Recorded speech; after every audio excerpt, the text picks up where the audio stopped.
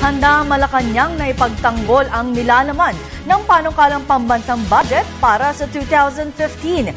Ayon kay Secretary Coloma, bukas sila sa anumang pagsusuri na gagawin ng Kongreso at handa naman umano ang mga kalihim na ipaliwanag ang mga programang pinapondohan mula sa pera ng bayan.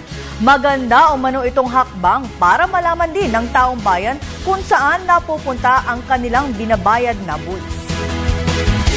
Welcome po yung pagbusisi dahil wala naman po yung kinukubli. Bawat taon naman po ay hayag at bukas ang libro ng ating pamahalaan para sa pagsusuri ng mga mamamayan at mga mambabatas.